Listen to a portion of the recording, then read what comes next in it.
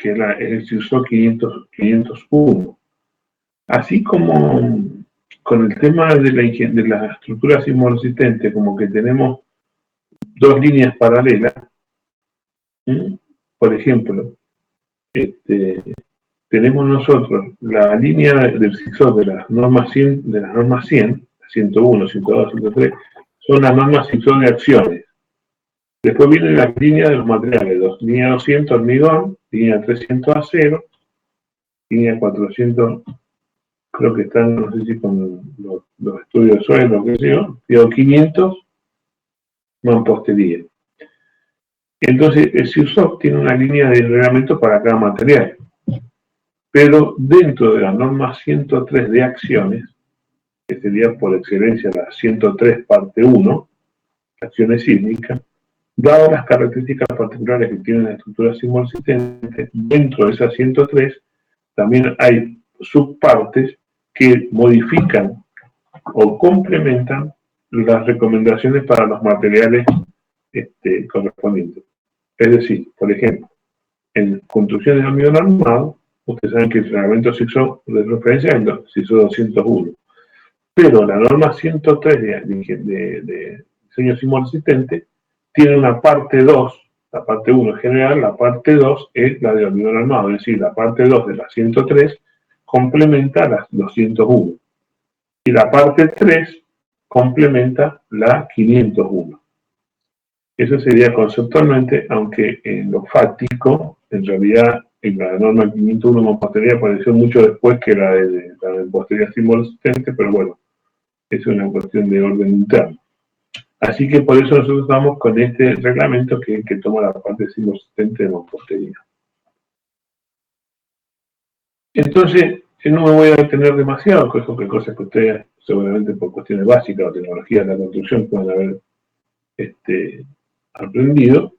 La mampostería, digamos, tiene una gran aplicación, aunque resulta ser bastante complejo el material para su análisis, lo que lleva en general a hacer análisis simplificados que permitan representar bien el comportamiento de la estructura, a pesar de que su análisis en detalle sería extremadamente complejo. Bueno, no hace falta que explique cómo se hace un muro como un muro de mampostería, pero bueno, vamos a ver ya fundamentalmente la mampostería encadenada, cómo está compuesta, y cuáles son sus aplicaciones. Acá obviamente tenemos claramente cómo está compuesta la mampostería, los mampuestos, el mortero y en este caso la armadura de los encadenados de refuerzo. Esos son los componentes básicos, un mortero, compuesto, mortero y encadenado. You are now unmuted. Sí. Ah, sí, perdón. Pasa que, a ver, ahí. You are now unmuted.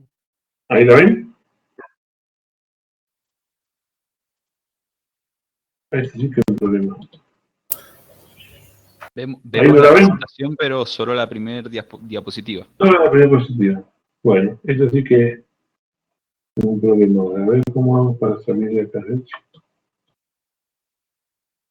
You are now muted. Porque pasa que se me divide la pantalla. Cuando entro en modo compartir pantalla. Ingeniero, no sé si usted está en modo de presentación, pero nosotros vemos como el PowerPoint entero. Ah, ¿no están viendo la presentación de PowerPoint? O sea, vemos como donde se ven la fila con diferentes diapositivas, no vemos una sola presentación. Ah, no están viendo el modo presentación. Ah, entonces yo tengo que compartir otra pantalla. Entonces, perdóname, a ver.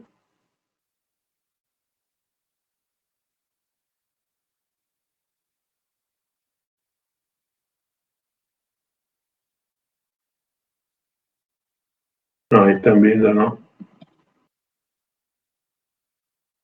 Pasa que hay un problema.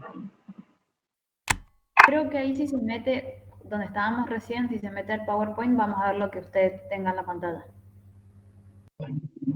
Claro, pero el problema está en que tengo que seleccionar la pantalla. y cuando hago el modo presentación de PowerPoint, me abre acá, pero no me deja.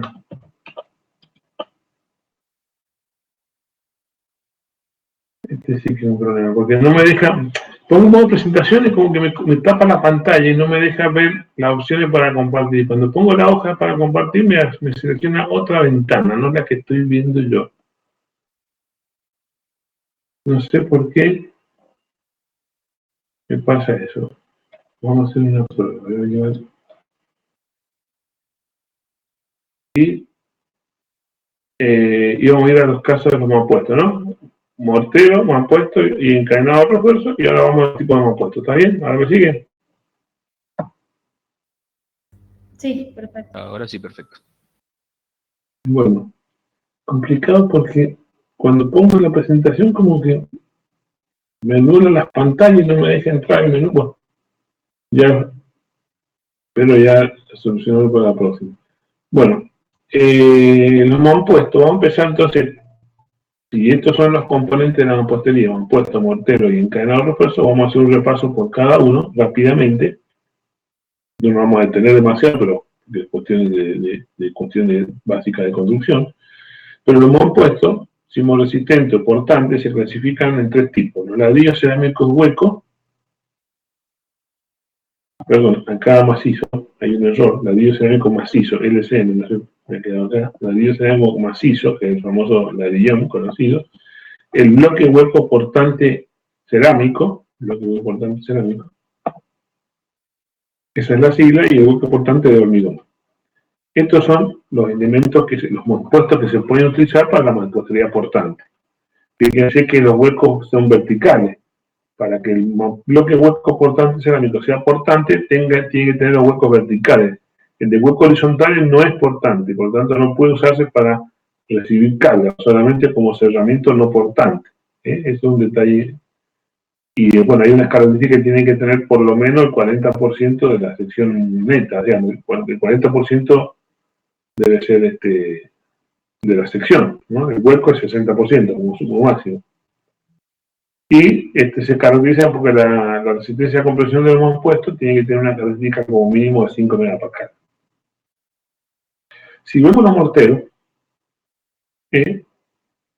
los morteros pueden ser, obviamente, los componentes básicos son el cemento, la cal y la arena, y se ensayan en general con probeta cúbica de 7 centímetros de lado. Y si vemos, ¿no?, una curva carga de formación de los morteros, de la resistencia a compresión del mortero, fíjense, si tenemos solamente un mortero de cal, que esta curvita que está acá abajo, es muy plástica, fíjense, muy poca resistencia, muy plástica, casi un material plástico con cal, solo. Y la resistencia obviamente es muy baja. Si tenemos cal, cemento y arena, ya tenemos esta curva que obviamente agarra resistencia y ya no puede ser tan plástica y por lo tanto tiene una deformación de rotura mucho más chica. Y si hacemos solamente de cemento y arena, obviamente la resistencia aumenta notablemente del mortero. Por lo tanto, el comportamiento de la mampostería es función de todos los materiales que la componen, del mampuesto y del mortero. Por ende, cuando uno va a especificar una mampostería, tenemos que especificar las dos cosas, el mampuesto y el mortero, porque de lo contrario no podemos las características para poder identificar la resistencia del muro. Y acá hemos extraído las tablas de los morteros, tipificación de mortero, del reglamento de mampostería del IPRES-ISO 103, parte 3. Y fíjense que caracteriza tres tipos de mortero: mortero de resistencia elevada, intermedia y normal, y establece los dosajes para cada caso. El de elevada puede no tener cal, en el caso que si se alojan en las juntas maduras no puede tener cal, así que sabes eso, sin cal. Y el intermedia y el y el de resistencia normal. Y acá está la resistencia a compresión mínima que puede tener, que debería tener el mortero para caracterizar esa mezcla. El reglamento también incorpora lo que se llama cemento de albañilería.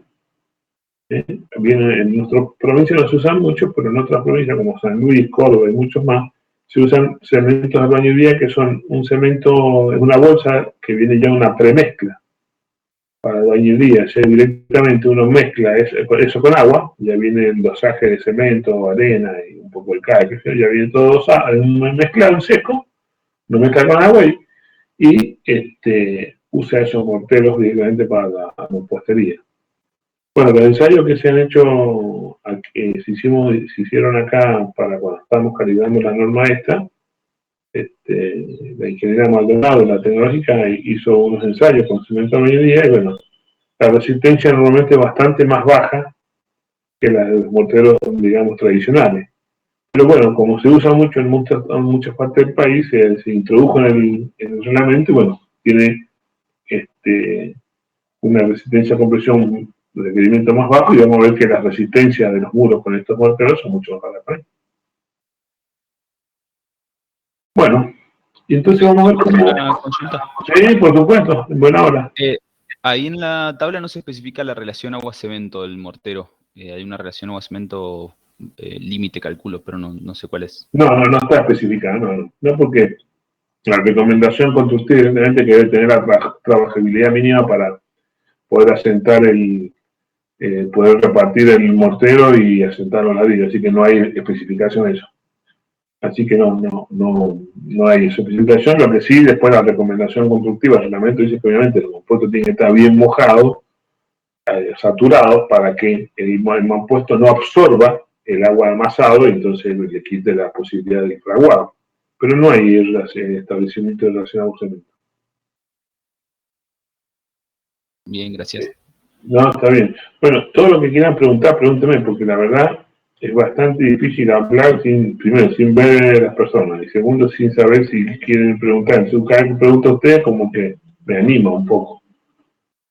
Así que hagan todas las preguntas que quieran, inclusive el resultado de la Olimpiada, como también preguntar. Algo como para que me dé una pista de que podemos tener una interacción mínima a través de la computadora.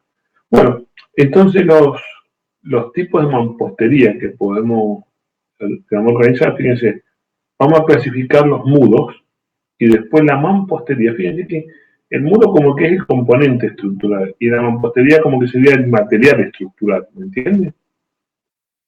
Entonces, obviamente los muros pueden ser portantes o resistentes y no portantes. Es que hay muros que pueden no ser portantes y solamente un cerramiento. Obviamente nosotros nos vamos a concentrar sobre los muros portantes, que es lo que nos interesa, porque precisamente la mampostería tiene esa virtud de que en las construcciones en general relativamente bajas, donde se aplica, cumple la doble función. Si yo hago una mampostería con las características que estoy explicando ahora en cuadrar el reglamento, tengo la ventaja de que cumple la función de cerramiento o partición entre dos locales y resistencia. O sea, no tengo que poner un elemento resistente y después otro elemento para cerrar. Levanto un muro y es resistente a las cargas verticales y horizontales y a su vez cerramiento o una división. Entonces, en ese sentido, por eso la mampostería en las construcciones bajas, prácticamente todas se hacen así. Porque estamos cumpliendo las dos, con un elemento cumplimos las dos funciones y optimizar. De eso se trata. En cambio, las clases de mampostería pueden ser la mampostería simple, que es que está dentro, digamos, de lo que se llama mampostería encadenada. ¿Qué quiere decir mampostería encadenada? Que como mostré más temprano, el mortero y los mampuestos están encerrados, encadenados, por eso se llaman, como están amarrados, por encadenado con un amarre que es de hormigón armado en general, que puede ser otras cosas. Y dentro de esta mampostería encadenada puede ser simple, es decir, el mortero, los ladrillos y el encadenado, puede ser armada, en el sentido donde tengo los morteros y los mampuestos, los morteros, el encadenado, pero se le agrega una armadura en las juntas horizontales.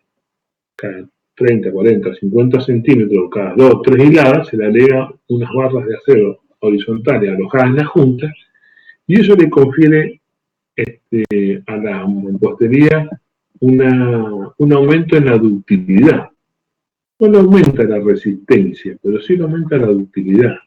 Y por lo tanto, después ustedes ven el reglamento 103, parte 1, están los factores R, la mampostería encadenada simple tiene un factor R y la mampostería armada tiene otro factor R, aunque la resistencia sea la misma.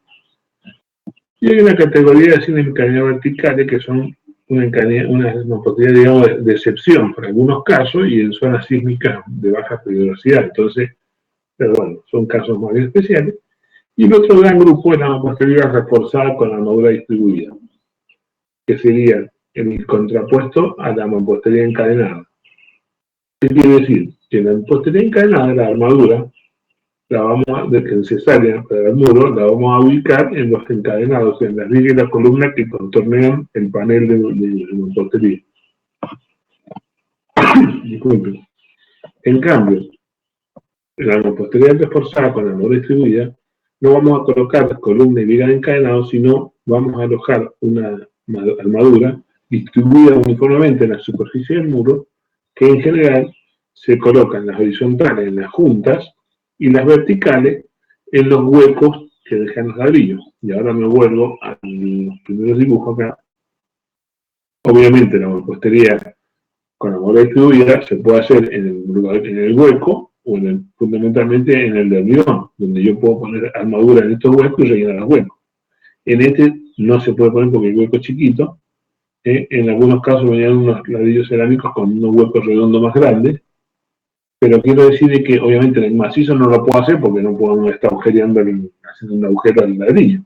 Pero el bloque de hormigón es muy apto para armadura, para la mampostería con la armadura reforzada con la armadura distribuida, en donde yo voy poniendo armaduras acá alojadas en los huecos y después se cuelan los huecos con un hormigón de arcilla. Así que ese sería el otro caso. Nosotros vamos a hacer hincapié en la mampostería encadenada, simple o armada, que es la que es de mayor uso, pero bueno, ustedes una vez entendido estos conceptos, pues es muy fácil trasladar los conceptos a este otro caso.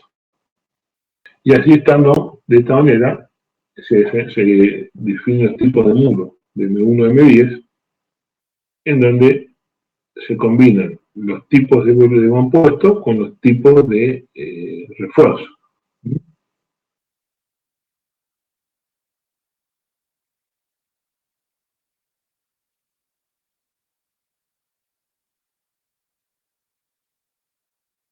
Y acá no me voy a detener, pero es una referencia a los requisitos de los muros. Fíjense, acá hay una altura máxima de construcciones que pueden ser ejecutadas utilizando la mampostería como estructura resistente, y también están como son los espesores y dimensiones mínimas. Es decir, hay una regla, hay unas limitaciones geométricas de los muros que permiten que deban tener. Esto es una síntesis, realmente pone un poco más, algunas condiciones más, menos, pero no me quiero detener eso porque es muy reglamentario, quiero que entendamos la idea.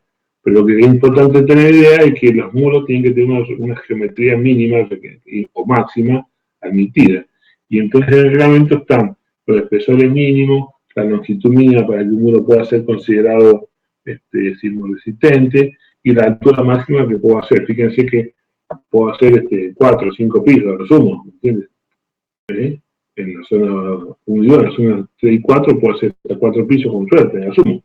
Entonces, bueno, obviamente no puedo hacer un edificio de 20 pisos como mampostería sismoresistente.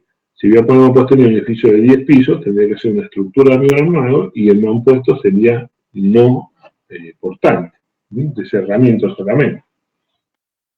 Bueno, y entonces ahora vamos a ver un poquito cuáles son las propiedades que van a caracterizar la mampostería. Y entonces, fíjense las propiedades, los parámetros mecánicos que caracterizan a la mampostería, y la mampostería entendida como este conjunto ladrillo, mortero y lo que más, y lo que en el caso, bueno, encadenado, pero ¿me entienden? No es la característica, porque la característica de la mampostería es distinta a la del ladrillo y distinta a la del mortero, no es ni un promedio ni la otra, es un resultado, digamos, del conjunto. Entonces, para poder trabajar en la mampostería como una unidad, se refieren los parámetros respecto de este conjunto. Por eso, fíjense que los parámetros son 4 fundamentalmente. La resistencia especificada a la compresión F'M, la resistencia especificada a corte F'B, el módulo de elasticidad longitudinal o módulo de Young E sub M y el módulo de elasticidad transversal G sub M. Para poder encontrar la resistencia especificada a la compresión F'M, se hacen ensayos de pila de mompuestos. Se ponen 3 o 4, según el caso, mompuestos juntados con mortero y se lo ensaya de compresión y con eso podemos obtener, como está ahí en la foto de la izquierda, la resistencia de F'M. Obviamente con una serie de ensayos, la cantidad, la dispersión. Para hacer la resistencia especificada a corte, se hace lo que se llama un ensayo de compresión diagonal. Se fabrica un pedacito de muro que son más o menos 60, 70 centímetros de lado y se lo hace con un ensayo diagonal, ¿ven? Acá no se alcanza a ver, pero acá hay como un angulito de acero que toma la esquina de cada otro y entonces con ese ensayo se puede determinar la resistencia especificada a corte.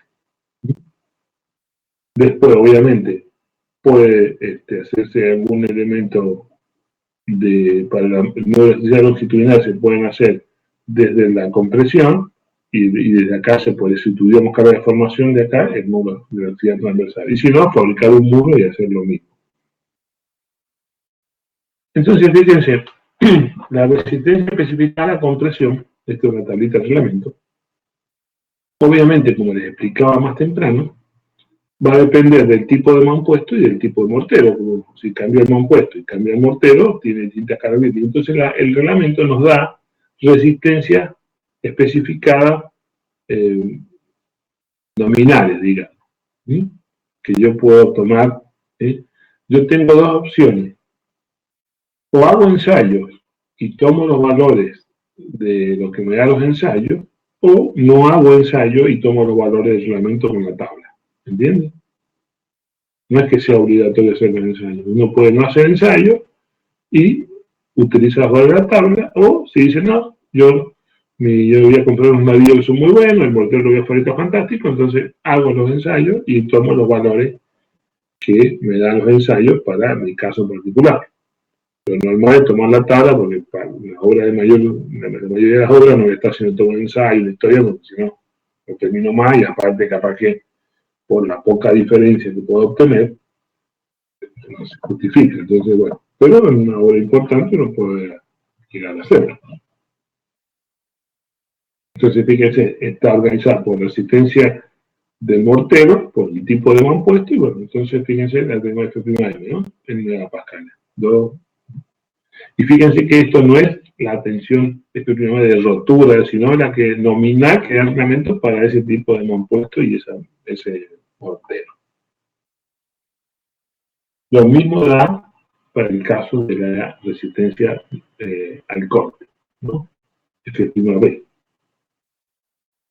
En función de la resistencia al mortero del tipo, tengo la resistencia al corte especificada. Fíjense, miren, que para el cemento a mañanilla, miren, está menos de la mitad, ¿ves? Porque, bueno, la resistencia de los elementos de los cementos a mañanilla son bastante bajas. ¿Qué puede pasar?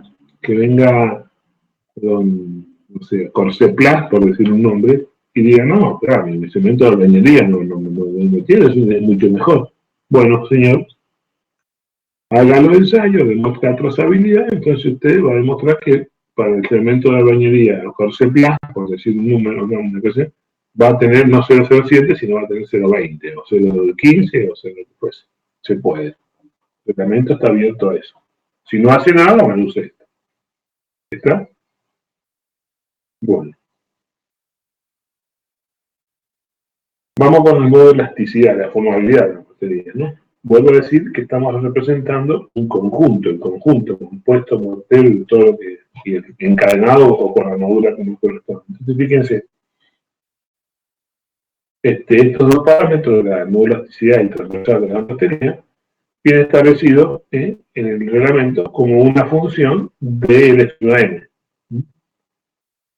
Fíjense, el E sub m, el módulo de elasticidad longitudinal, se toma como 850 veces el E sub m y el GM 0,3, un tercio, 0,3, un 30% del E sub m. Eso es para acciones estáticas.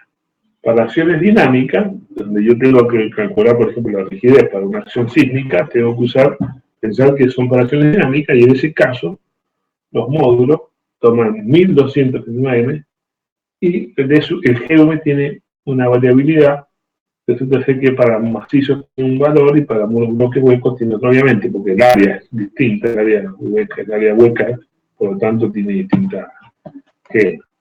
Así que nosotros podemos calcular esos parámetros en función del F'(m) y el F'(m) directamente obtenerlo en la tabla. O sea que en general no me está requiriendo más que el reglamento de las tablas para el diseño de una mampostería, no me está pidiendo ensayos para obtener. Ingeniero, una pregunta. Sí, sí. Es menor, disculpe, no tengo auriculares. ¿Es M o N el subíndice de la resistencia a compresión? M. De mampostería.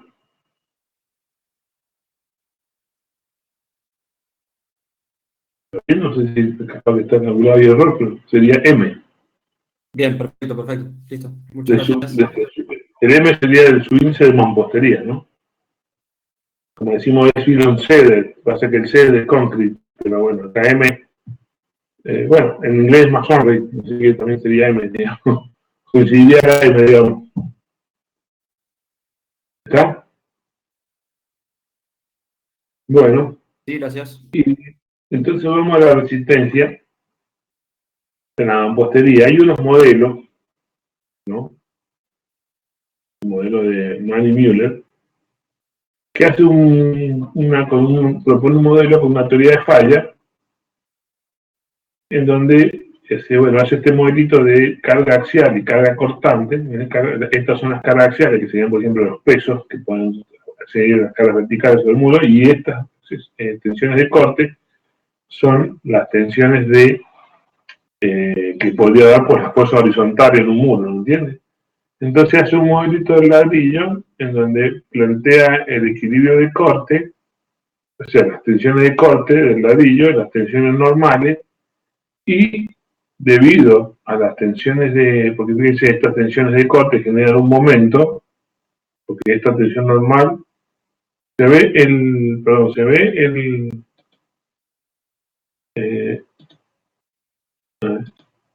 puntero, ¿no? Bueno, ahora lo que arriba para que sea más fácil.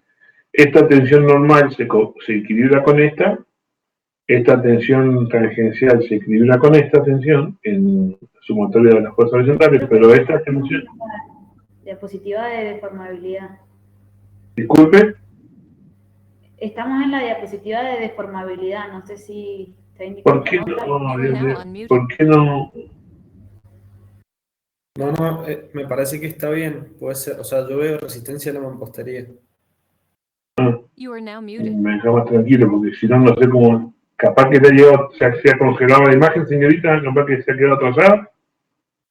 Sí, me parece puede que ser, es ahora lo reinicio, no sé si... Fíjese, señorita, porque, bueno, no sé extraño que ande algo mal, pero aparentemente capaz que no está llegando la última cambio. Avíseme a ver si se pone...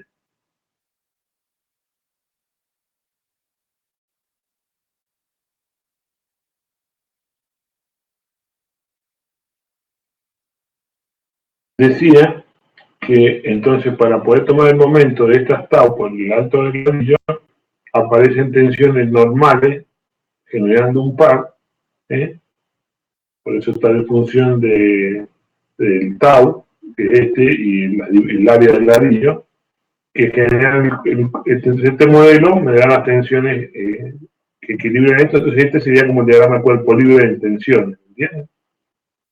Y fíjense, en esta modelo la hipótesis que están acá, ¿no?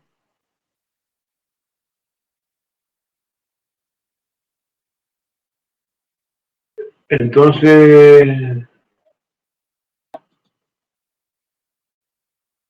vamos para avanzar ahora.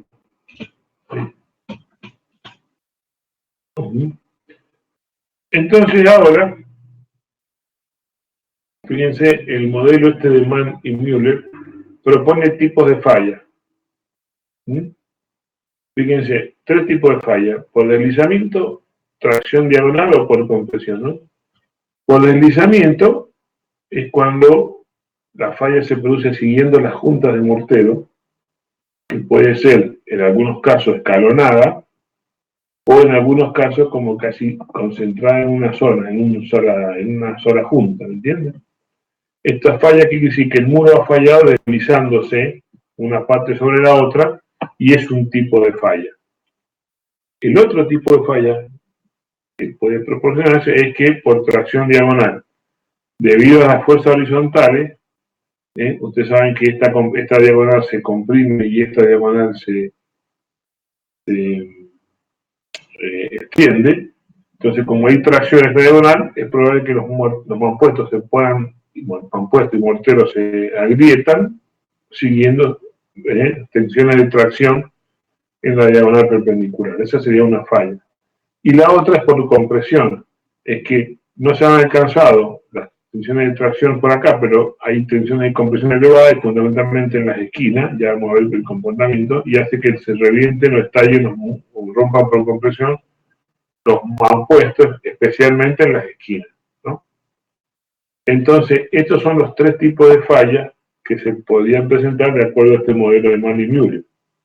Entonces, para poder estudiar el comportamiento y la resistencia del muro, precisamente lo que hacen Mann y Müller es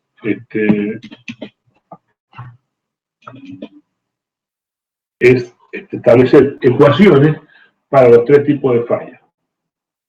No me voy a detener mucho en las ecuaciones, que están en el apunte que les voy a dar, pero lo que me interesa es que entendamos la idea de cómo este proceso, y por eso quiero que retengan esto, el modelo que yo presenté con los modelitos chiquitos rueditos, pasamos a 3 tipos de fallas. Ahora vamos a ver unas ecuaciones rápidas de qué ecuación representa representa, mejor dicho, sí, a cada tipo de falla. Después vamos a ver cómo se integran esos modos de falla y cómo llegamos a la ecuación de código, que es lo que nos interesa. O sea, cómo llegamos a la ecuación que aplica el código, ¿no? Que no es que estemos buscando cómo llegar a la ecuación que el código que ya estaba de antes, ¿no?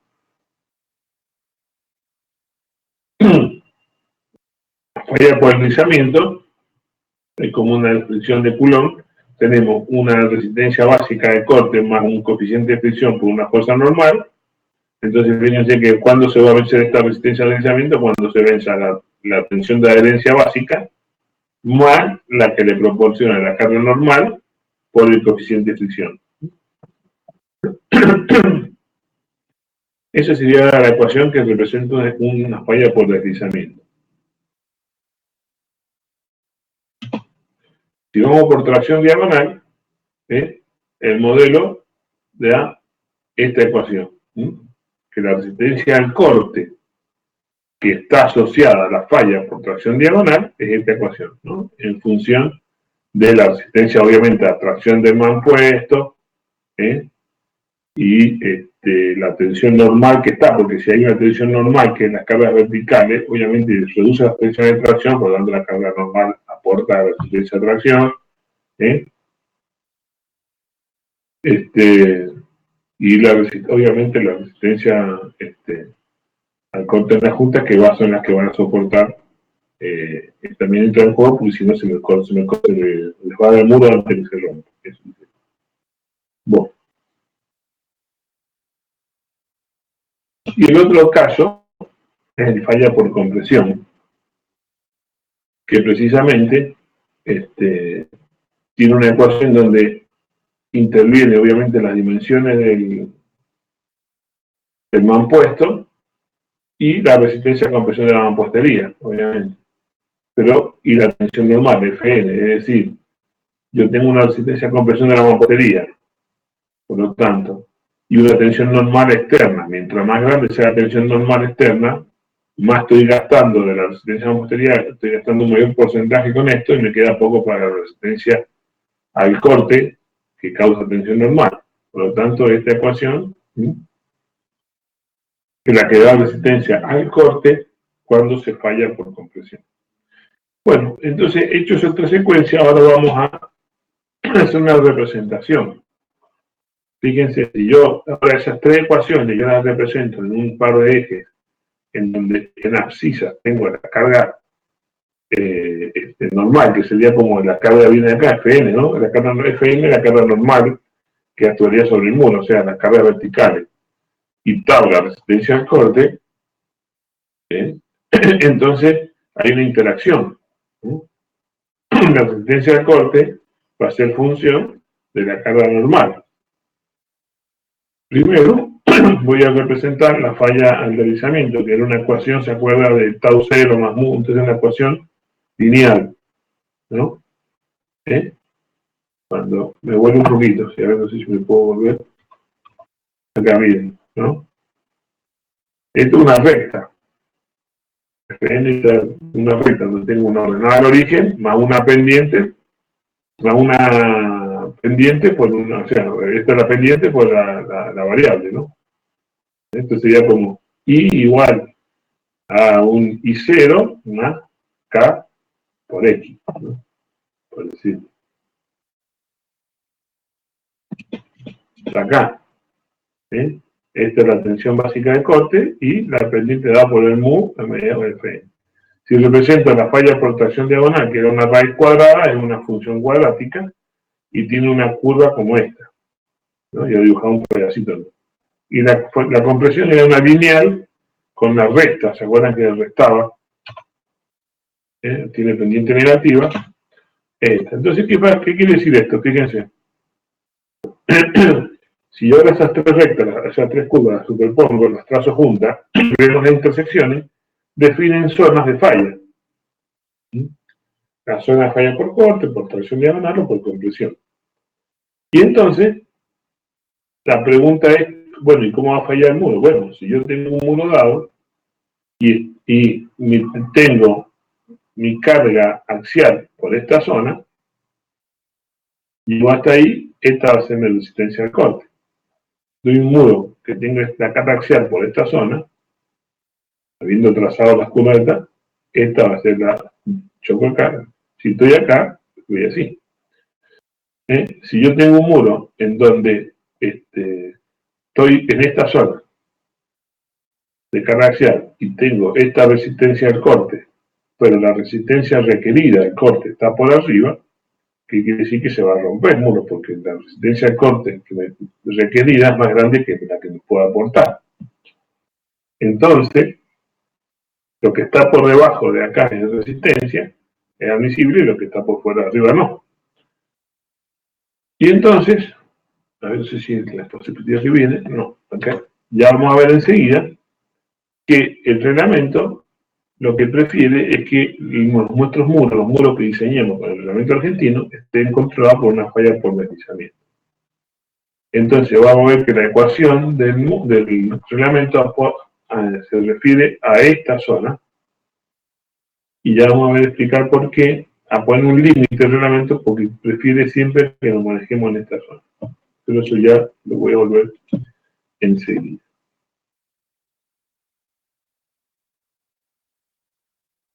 No sé si más o menos se entendió esta idea del mecanismo de falla. Estoy tomando un poco de agua. Sí, profe, también. Sí, se entiende. Para ver un poquito cómo se comporta la mampostería encadenada,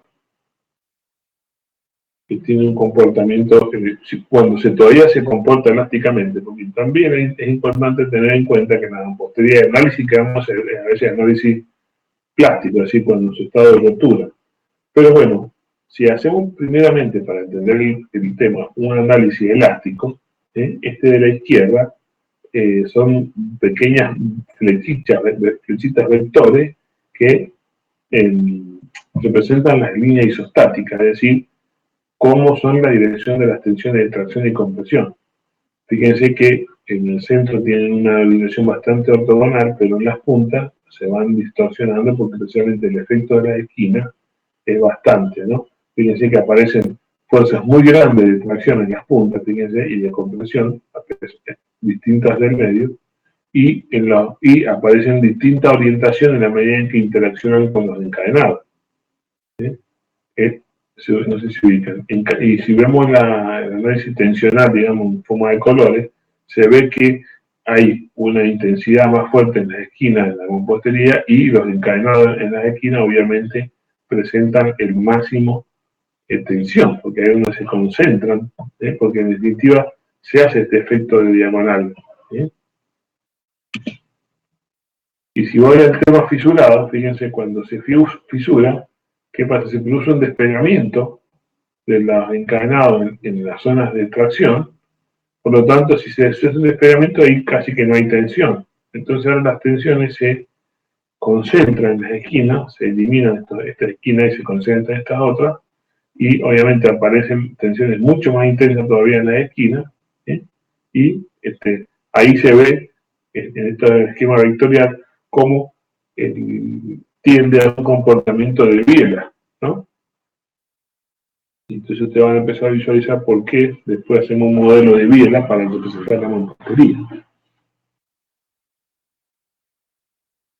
Y así entonces que hacemos este modelo de biela, en donde podemos hacer un modelo en tanto encadenado y concentrar toda la parte de la mampostería en una biela, en este caso de ancho constante, fíjense, no es de ancho constante, pero obviamente el modelo tiende a ser algo sencillo. Y entonces, fíjense, este diagrama identifica cómo es la compresión a lo largo de la biela. Obviamente, en los extremos, la biela tiene un esfuerzo mucho más grande que en el medio. Si me vuelvo al caso anterior, acá, si ustedes ven, acá las tensiones de los vectores son mucho más grandes que en el medio. Porque obviamente en el medio como que se reparte la fuerza, entonces hay un área más grande de distribución, las tensiones son más chicas y en las puntas se concentran. ¿Sí? Por eso la variación de la compresión a lo largo de la biela es así. Y la tracción, fíjense, pasa lo mismo. Hay compresión fuerte, pero hay unas pequeñas tracciones en el centro, ¿no? Las tensiones de tracción, que son las perpendiculares, la otra flechita. No hay en las puntas casi tracción, pero en el medio aparece una pequeña tracción, pero es insignificante. Y por último, esta biela, que es de una banda que tendemos de ancho constante, tampoco, cuando llega la fuerza de compresión en esta dirección en la esquina, no es constante, no uniforme, sino que tiene una forma, una distribución de pico. Que vuelvo a esta zona. Acá es más grande, la campana sería como así. Acá está más alta y en los bolecitos más pequeños. Y esto representa entonces esas variaciones de tensiones en estado fisurado. Obviamente, ahora surge entonces de lo expuesto el esquema de hacer un modelo de biela. Un modelo de biela que vamos a hacer obviamente con barrita. Y entonces, como los encadenados tienen dimensiones pequeñas, escuchen esto, o pareciera que fuese un poco importante, pero escuchen esta parte de la explicación, ya que me pregunta si no entienden, porque esto es relativamente sencillo, pero lo difícil es entender la hipótesis en la que se basa el modelo. Y entonces después, si uno entiende la hipótesis, después lo otro es una tontera. Por eso, si no entienden, no me explico bien, háganme preguntas, pero es importante saber esto. Entonces, fíjense que al modelo Viera llegamos después de este análisis del comportamiento. Y este modelo Viera hace que sea un modelo de un reticulado equivalente, en donde los nudos están articulados. Los nudos están articulados porque la rigidez de los encadenados es pequeña y por lo tanto no hay una gran resistencia a momento en las esquinas de los encadenados. Lo que no quiere decir que el detalle de armado de los encarnados en la esquina deba tener la continuidad de armadura que lo vamos a explicar. Pero el modelo hace de que sea esos encarnados como si estuvieran articulados. ¿Sí? Eso es muy importante. Y entonces, el modelo se presenta de esta manera, y entonces fíjense que este modelo anda bien para las fuerzas horizontales, para las fuerzas verticales, el modelo de Viera no anda. ¿Por qué no anda?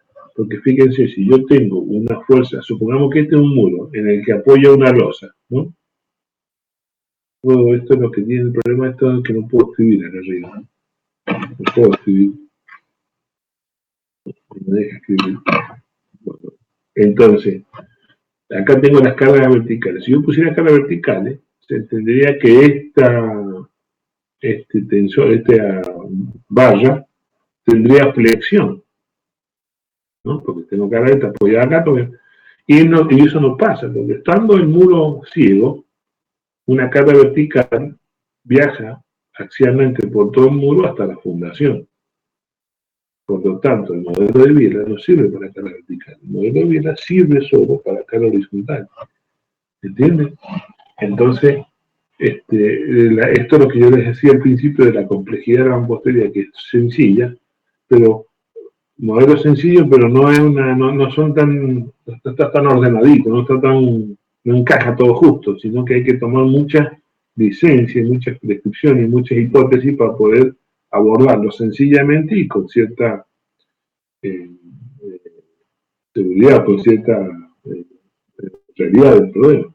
Entonces, para el modelo de Viera, que es el modelo horizontal, si nosotros entendemos que este muro apoya una losa y pertenece a una construcción baja, una vivienda que está con muchos muros y una losa cubierta rígida, las fuerzas, acciones sísmicas que asumimos aplicadas a nivel de losa, resulta ser que después que yo hago una distribución de acciones sísmicas, como ustedes han aprendido en el análisis estructural, lo que fuere, yo llego a que cada muro que es considerado sismo resistente, le llega una fuerza cortante máxima por la distribución.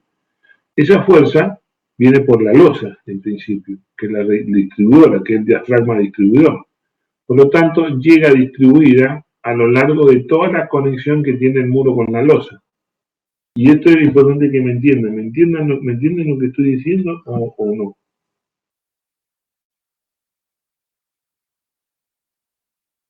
Sí, profesor, entiendo. Bien.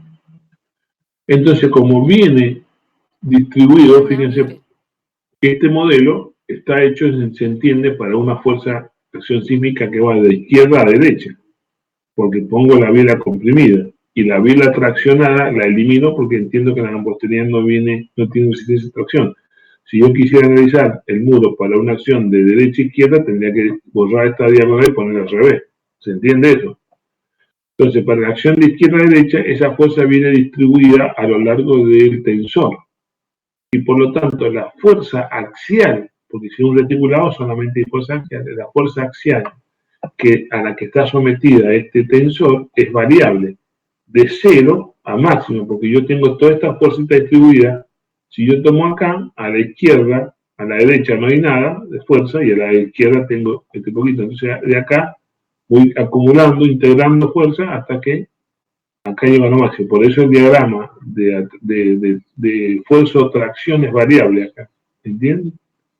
¿Se entiende? Y entonces llego acá al máximo con el FPS. Y esta es la forma en que se transmite, aunque nosotros representativamente, figurativamente, esquemáticamente, acostumbramos a poner las fuerzas sísmicas así, una fuercita acá. Pero no es que viene de acá la fuerza viene transmitida por la losa a lo largo de la longitud de conexión. Entonces, hecho esto, decir, bueno, ¿y qué pasa a partir de acá? Bueno, entonces acá está, este elemento llega hasta este nudo con FPS. Entonces ahora yo puedo resolver por la básica de un reticulado que esta fuerza se tiene que descomponer en una fuerza de la diagonal y una fuerza en el tensor. Obviamente, Si yo hago el polígono de fuerza, como ustedes lo van a ver, tiro la diagonal, todo eso, me va a dar que esta fuerza es comprimida, esta viene es comprimida, y esta fuerza es de tracción. Obviamente, como no hay fuerza aplicada en el tramo, en el desarrollo de la barra, estas barras tienen la fuerza de tracción y compresión constante a lo largo de toda la longitud, representado con ese diagramita. Y cuando llego a este nudo, bueno, el modelo yo acá, no está claro, pero el modelo yo he establecido, podría ser distinto, que este apoyo lo he hecho como un apoyo móvil y este el apoyo fijo. De tal manera que esta barra comprimida ahora se tiene que descomponer en una reacción vertical y en una reacción horizontal. De tal manera que el tensor inferior tendría el mismo esfuerzo que el tensor de arriba, pero en tracción constante. Y esta barra, fíjense, no tiene esfuerzo, porque si yo tengo una fuerza horizontal acá y no hay ninguna diagonal, no puede haber esfuerzo en esta. Esta barra queda sin esfuerzo, al menos para este sentido de la cara, cuando fuese al revés, al revés. Entonces esto no tiene esfuerzo. Entonces ahora la pregunta es, bueno, pero ¿por qué hago un apoyo móvil? ¿No? Bueno, en realidad no existe un apoyo móvil, porque en realidad la realidad de la mampostería es que este muro está fundado sobre una zapata corrida, un cimiento, que hace de que las fuerzas horizontales no estén concentradas en un punto, sino se transmitan al suelo a través de toda la superficie del contacto y lateral del cimiento, o con empuje pasivo en la cabeza del cimiento, y por lo tanto eso no existe. Pero esa forma sería muy complejizar el modelo innecesariamente, y por lo tanto una forma de simplificar el modelo es considerar esto deslizante y que la viga inferior tiene el mismo esfuerzo que el de arriba. Obviamente, si esta fuerza va para acá la fuerza horizontal tiene que ser lo mismo que la tracción acá, la tracción lo mismo que la tracción arriba y la tracción esta, así que este esfuerzo acá. Y en cambio, las fuerzas verticales las puedo obtener, las reacciones verticales directamente, como esto es una chapa, en el sentido estático, ¿no? Directamente puedo hacer un equilibrio de la fuerza por la altura dividido por la su palanca, me da F por H, me da. Bueno, acá puse HW, tendría que haber puesto H0, que es lo que está acá. Acá tendría que decir H0. ¿Sí? Dividido L, entonces me da la fuerza, obviamente. Esta es de tracción, o sea, de arranque, y esta de compresión por el momento en este sentido. Y este sería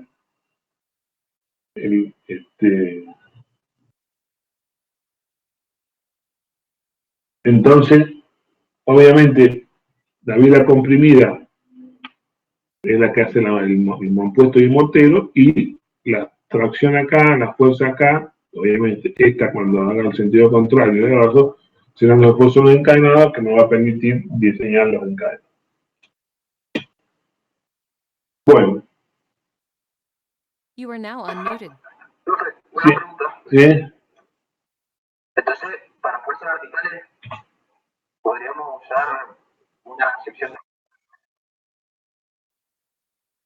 No, para sección vertical no usa nada, usa simplemente la fuerza y el área, justamente como material, si tiene F''M.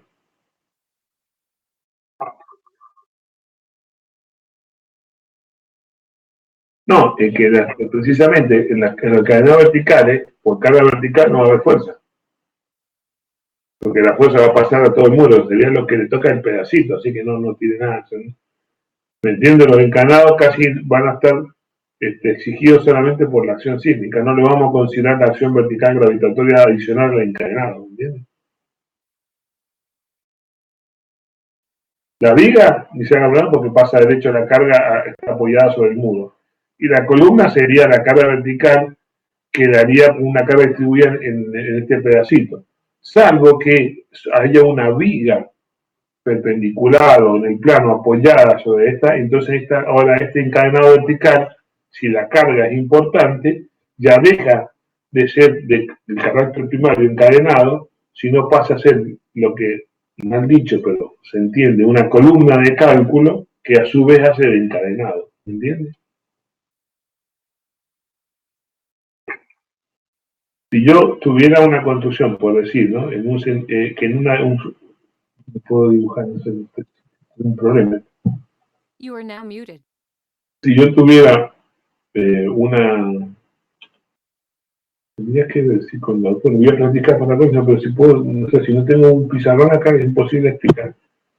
Si yo tuviera, imagínense una construcción rectangular, ¿no? Y en las cabezas de la rectangular tengo dos muros. Y en el sentido largo pongo dos pórticos, ¿no? De columna de 20 por 50 en la esquina, ¿no es cierto? En el sentido largo. Esas columnas de pórticos son un pórtico, pero también pueden funcionar como encadenado para el muro en la otra dirección. No tengo que poner al muro un encadenado después la columna de pórtico. ¿Me hago entender?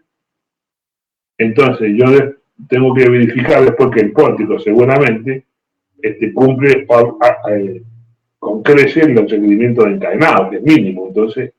Entonces si yo una columna de encadenado resulta ser que ahora empieza a tener cargas de otras cosas verticales, por viga, por otras cosas de arriba, ya entonces esa columna deja de ser columna encadenado y pasa a tener una de columna estructural y que a su vez sirve de encadenado. Entonces, debo combinar los requerimientos, pero normalmente la columna normal va a ser más estricta que la de encadenado. No sé si me explico.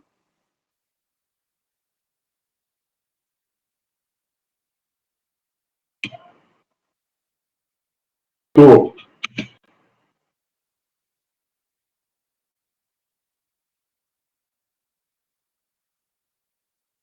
¿Sí? ¿Me escucharon? ¿Algún problema? Sí, ingeniero, está No, claro. todo ok, profe. ¿Todo bien?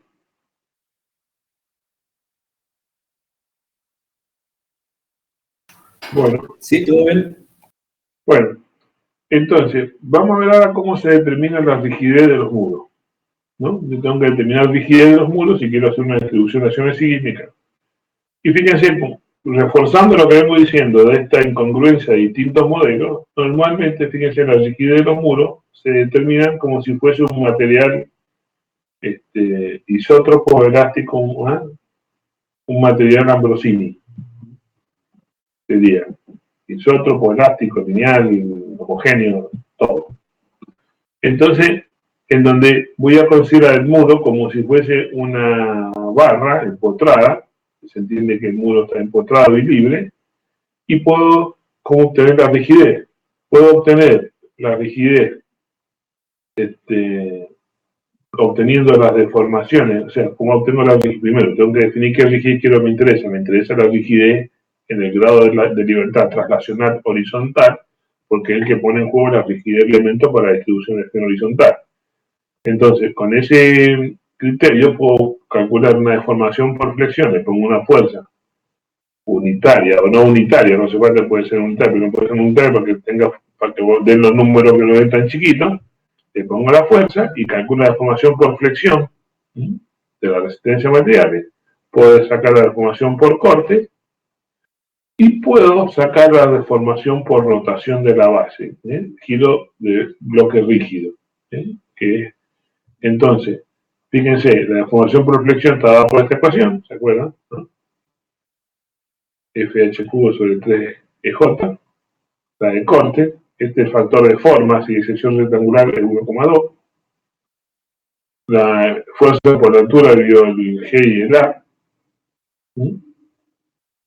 y la rotación de la base, fíjense que el muro se mantiene rígido y rota en ángulo θ, por lo tanto, ¿no? La deformación esta debida a θ es el ángulo por la altura, ¿no? θH nos da. Y θ sería la fuerza por la altura, sería el momento dividido la rigidez rotacional. Y la rigidez rotacional la puedo calcular con esta ecuación, en donde S lo y son las características del suelo, no del hormigón, porque se supone que lo que hace rotar es la deformación del suelo. Y eso está en el apunte como puedo obtener el beta, una relación de lado geométrica del beta y con los parámetros del suelo. Y entonces, a ver si, perdónenme, la pregunta que seguramente surge es, bueno, yo conocía siempre las deformaciones por presión por corte, pero no bueno, no hemos tenido mucha información sobre la deformación por rotación de base. Entonces, la rigidez vendría dada por la suma de todas las deformaciones, la inversa, ¿no? O sea, la fuerza sería la fuerza debido a la suma de todas las deformaciones, y eso me da la rigidez. Entonces, la pregunta que seguramente ustedes están haciendo es: ¿por qué voy a tomar esto si en un momento no lo he tomado? Bueno, el reglamento no obliga a considerar las deformaciones por rotación de base, no las obliga. En la cátedra, particularmente Gonzalo y yo, como muchos otros ingenieros, digo que somos los únicos, hacemos hincapié en considerar la rotación de la base. ¿Por qué?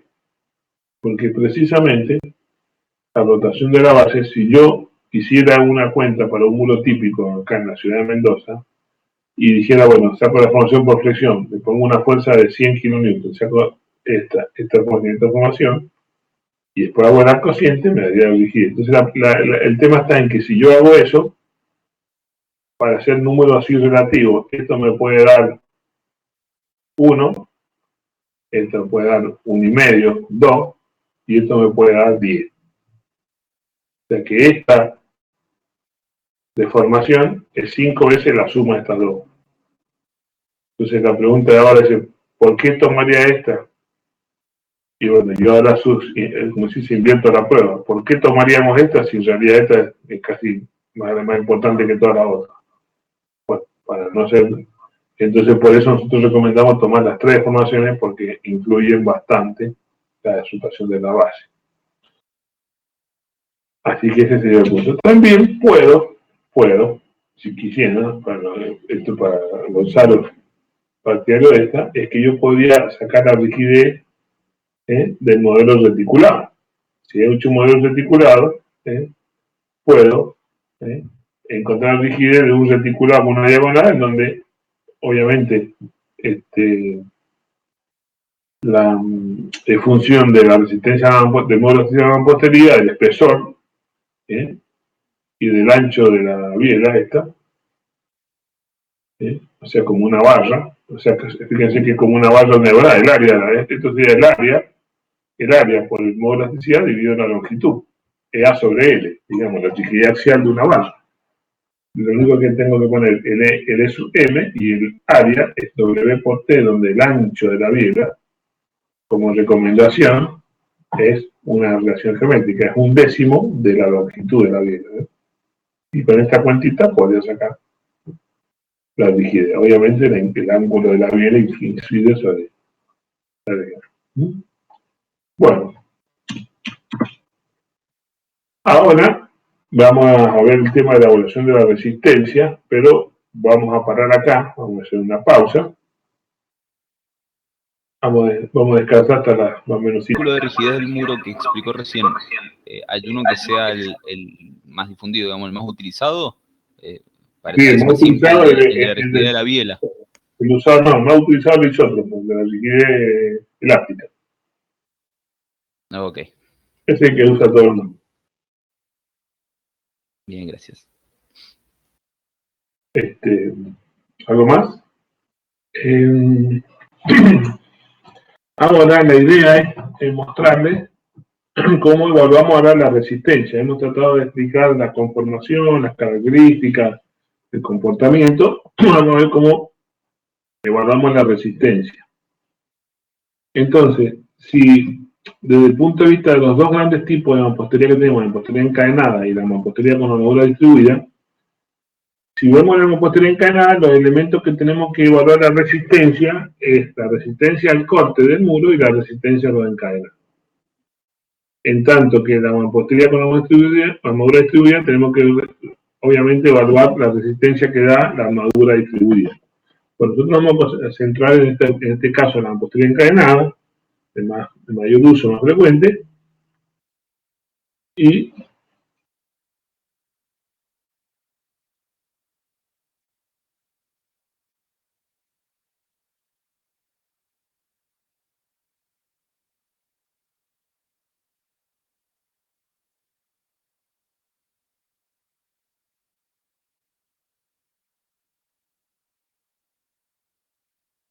Profe, no sé si está hablando, pero si lo está haciendo está muteado, no lo estamos escuchando.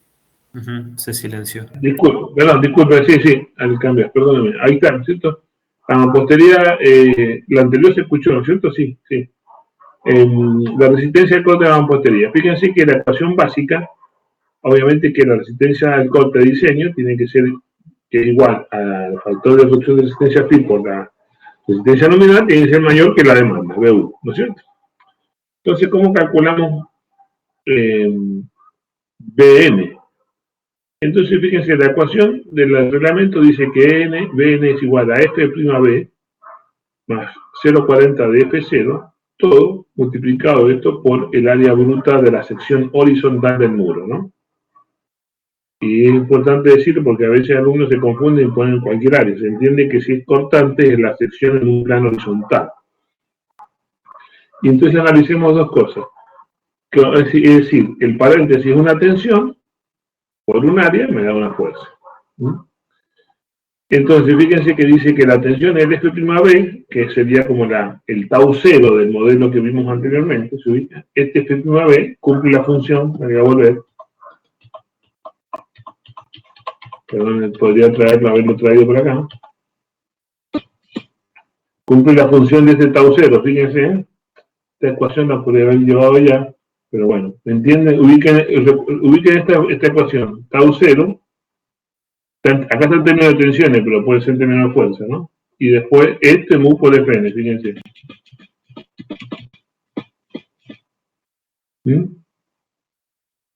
Este es tau cero, este viene a ser el mu por F0, que es la tensión normal que actúa sobre el muro, ¿no?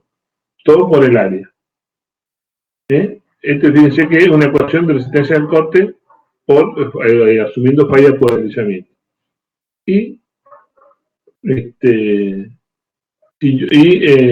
Multiplicado obviamente la tensión por el área. Y pone un límite menor que esto, nunca puede ser mayor, o sea, si esta ecuación nunca puede exceder como tope, tiene límite, 2 veces F' por AG, o sea, 2 veces o sea, ¿qué quiere decir esta ecuación? Que el aporte, me está diciendo que el aporte de la resistencia al corte de la tensión normal nunca puede ser como máximo emitida igual al aporte de este, porque como me da 2, dice que a lo sumo este término puede ser igual que a este. ¿Y por qué me limita que este término a lo sumo pueda ser igual a este y no pueda ser mayor? Precisamente, ¿por qué? Porque el reglamento, fíjense si venimos acá, esta es la ecuación de falla por deslizamiento, y esta es la ecuación de falla por tracción diagonal y por compresión. Entonces, está diciendo de que esta línea, ¿no? Sería más o menos, acá está por escala, el otro tau cero, por acá. ¿Qué me está diciendo? Que el reglamento me dice que siempre quiere que yo esté en zona de falla por fricción. Y por lo tanto, si yo tuviera una resistencia por carga axial mucho mayor, estaría entrando en esta zona, acá, por ejemplo, o por arriba, y yo creería que estoy en resistencia bien y estoy mal, porque estoy aplicando la ecuación de zona de corte, de zona de deslizamiento a la zona de tensión. Entonces, para evitar que nos pase eso y que siempre estemos en la zona de falla por deslizamiento, me acota que el aporte que le da la carga axial nunca exceda el aporte que le dio la resistencia por la adherencia. Por eso el reglamento tiene esta ecuación y tiene esta etapa. La forma por ahí más práctica que se acostumbra a usar en la práctica es de hacer la distribuida del área. Entonces me queda como que la resistencia nominal es la tensión de corte por el área bruta más 0,40 de la carga, no de la tensión axial. ¿No? O sea, con la carga de la resultante vertical que actúa sobre el muro, y por 0,40 me da la carga normal. Y ahora la pregunta es, NU, que sería el NU sobre el AG, sería el F0. ¿Cuál es el NU que tengo que tomar? Bueno, el NU que tengo que tomar es el NU que actúa desde el coronamiento del muro hacia arriba. Porque fíjense, si yo tengo una fuerza sísmica a este nivel y considero que la barra está empotrada en la base, el diagrama de esfuerzo característico de corte de esta barra es constante. Tengo arriba constante hasta la base, hasta el empotramiento y bajo. Por lo tanto, el esfuerzo de corte es constante en toda la altura del muro. Por lo tanto, si yo, para sacar este F0 o este NU, considerar el peso propio del muro, esa acción la tendría solamente acá, después que a donde está actuando el peso del muro. Pero si yo tengo acá arriba, acá no actúa el peso del muro y el esfuerzo del corte es el mismo, porque es constante en toda la altura. Por lo tanto, el esfuerzo axial que colabora en la resistencia del corte es el que está desde el nivel de viga de encornamiento superior o viga de encanado superior hacia arriba. Es decir, la losa, un muro que está arriba o lo que fuese, pero el peso propio del muro no entra acá porque está actuando en un plano más abajo y puedes tener el esfuerzo que se me rompería arriba. Entonces, eso tiene que ser importante que lo entendamos, si se ha entendido.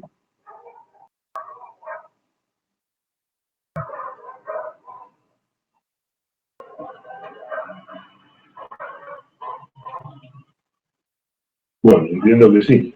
No he respondido, pero entiendo que sí. Bueno, acá no voy a detenerme. Hay reglas para poner las dimensiones mínimas de los encadenados. Por eso yo lo invito a ver el reglamento. Dar una ojeada, no que se lo ponga a estudiar de memoria, pero dar una ojeada para ver cómo son las limitaciones, las dimensiones mínimas que tienen que tener los encadenados. Y entonces, ahora vamos a diseñar las vigas de encadenado. Ya hemos verificado el corte, ahora el muro al corte resiste, ahora tenemos que darle de secciones a la armadura de los encadenados para que cumplan la función de la mampostería encadenada y sean válidas todas las hipótesis de la resistencia que hemos determinado. Entonces, fíjense,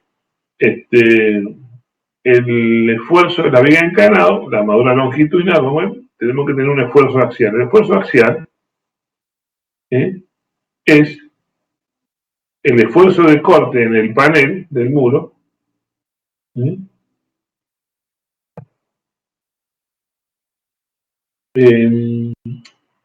ese, digamos, como el modelo de Viera, usando el modelo de Viera, el esfuerzo en la viga superior y en la inferior es igual al cortante en el muro.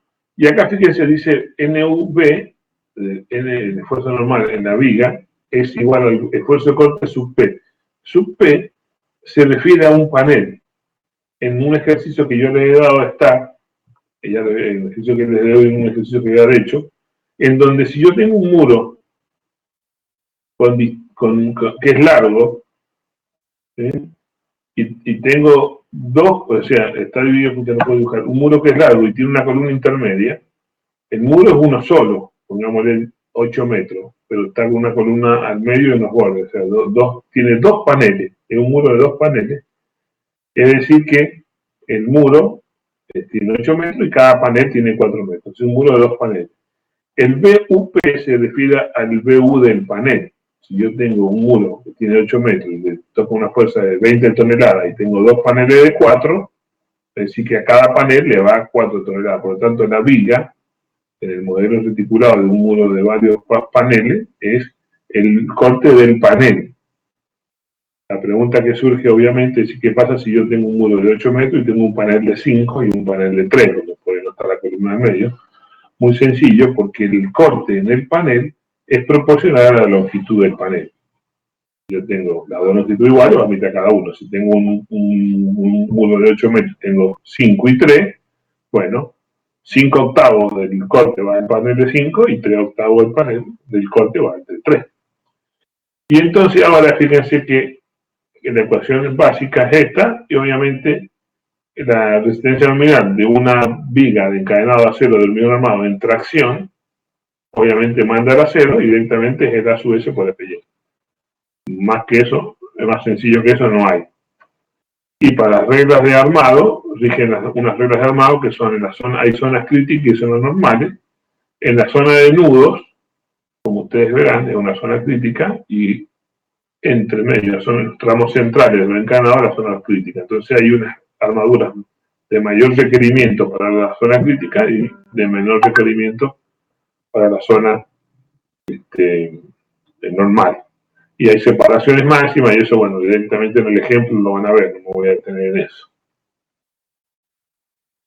Si voy a con una de encadenado, la armadura longitudinal viene dado por esta ecuación, que no hay que asustarse porque es una ecuación muy sencilla. Fíjense, dejemos de lado esto y es BU por H sobre L. Fíjense que es el BU del panel, ¿no? El corte por la altura del momento dividido el brazo palanca de la columna me da el esfuerzo de tracción en la columna. Nuevamente, el esfuerzo de tracción, la resistencia nominal es la armadura por la resistencia de influencia y, bueno, obviamente tiene que ser, ya vamos a mostrar que los phi son de 0,8 o 0,9 según el caso. Y este factor es un factor que tiene en cuenta un método simplificado si yo tengo un muro de una vivienda de 2 pisos. Si yo tengo una vivienda de 2 pisos, K es el número de pisos que están por encima de la planta baja. Entonces, si yo tengo un muro que tiene 2 pisos, K es 1, entonces este factor es 1,25, y por lo tanto, el esfuerzo en la columna de planta baja, debido a que hay 2 muros, un planta baja, es este cociente, este cortante, por este factor. Que se podría hacer por la estática también, no hace falta que se hace muestra ecuación, pero bueno, el método simplificado que tiene el reclamo. O sea que no tiene más. Son 2 elementos, viga y columna, armadura longitudinal por tracción. En el caso de la armadura de corte, la armadura transversal, cambia porque ahí hay un efecto de la esquina de biela compresión, hace que la armadura de corte de las columnas les requiera un diseño especial. Y en ese caso, la zona crítica de la columna no se diseña la armadura transversal por una regla de armado, sino que se diseña como armadura de corte de hormigón armado, ¿no? Con la ecuación básica, ¿no? El área por H sobre S es la resistencia hormigón al corte. Y entonces, lo que dice el reglamento es que el esfuerzo de corte en una columna es el esfuerzo de corte en el panel dividido 2. Es decir, yo tengo un muro y tengo un esfuerzo de corte. En la columna se dice que el panel va dividido, el muro, el esfuerzo de corte en la columna es el esfuerzo de corte en el panel dividido 2. Uno podría decir, este 2 es porque son 2 columnas. No es así. Eso no tienen que decir, fíjense, miren. Eso es lo que no tienen que decir. Si yo tengo un esfuerzo de biela que vale R acá, R vale igual acá y vale acá. No es que va R sobre 2 y R sobre... R vale en las dos. O sea, si yo tengo un esfuerzo, en las 2 columnas tienen el mismo esfuerzo. El sobre 2 es porque entiende el modelo del muro de que el esfuerzo cortante 50% lo toma el panel de ladrillo y mortero y el 50% lo va a tomar las columnas de encadenado. Por eso es sobre 2. Pero las 2 columnas tienen el mismo esfuerzo. Por una diagonal no tiene esfuerzo. Una barra tiene el mismo esfuerzo en las 2 puntas, no tiene la mitad en una. ¿Entiendes? Entonces es importante que no digamos, por lo menos, si no lo saben, no digan nada, pero no digan algo que no es. Y también se rigen también unas reglas mínima y separación máxima que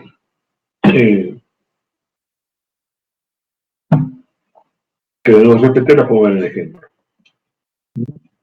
Acá está este concepto de por eso tenemos que colocar la armadura de corte reforzada en esa zona porque esa es la falla que nos metimos. Bueno, vamos a los detalles del armado.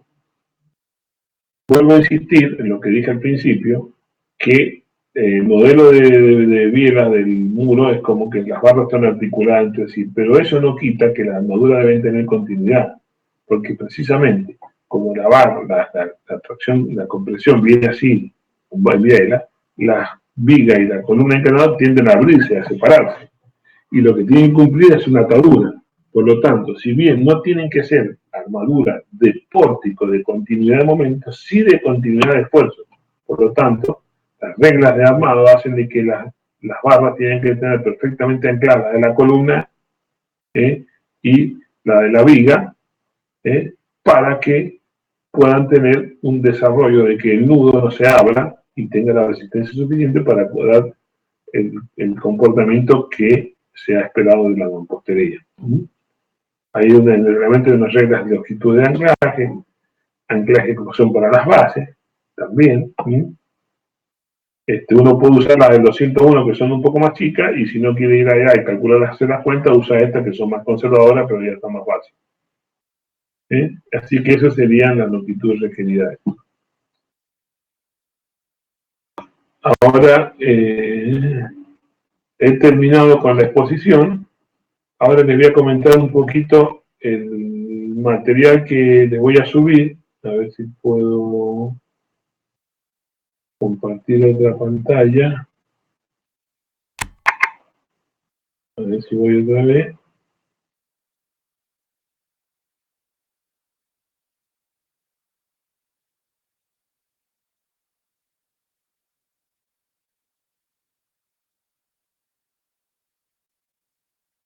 Bueno, no sé si voy a alcanzar a ver ahí. Bueno, me voy a volver a...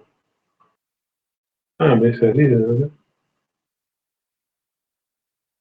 Bueno, acá está. Me pensé que había perdido. Bueno,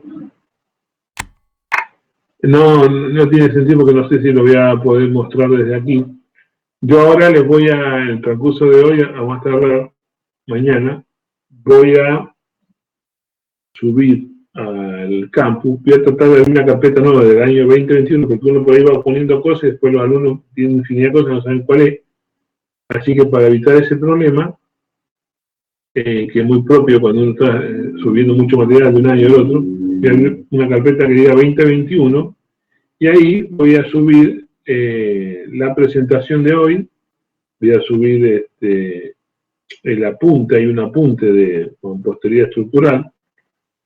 Voy a subir un ejemplo de un análisis de una vivienda desde el punto de vista de las acciones sísmicas, evaluación estructural de acuerdo al reglamento del 103 parte 1 de una vivienda, y un ejemplo de un diseño de un muro sismoresistente con el tema de ventanas, obras, cuantías, todo eso.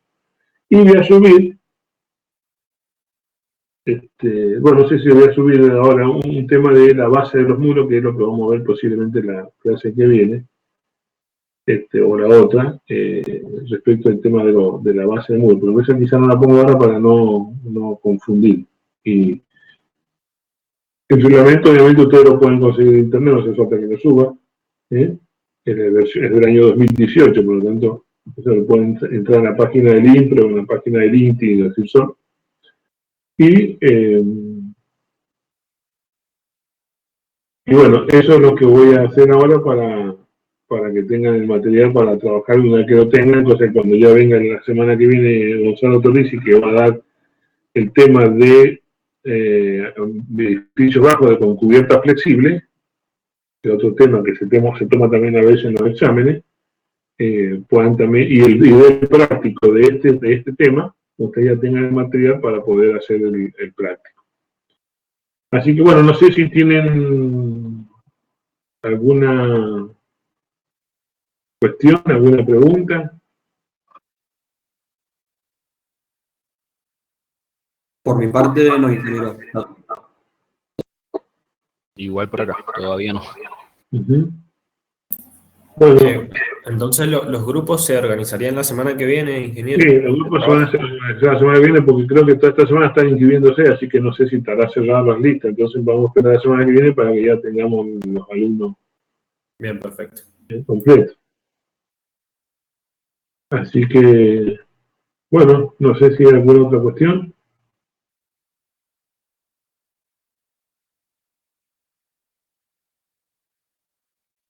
Yo las consultas las tengo los miércoles, parece que bueno, ahora en época de clase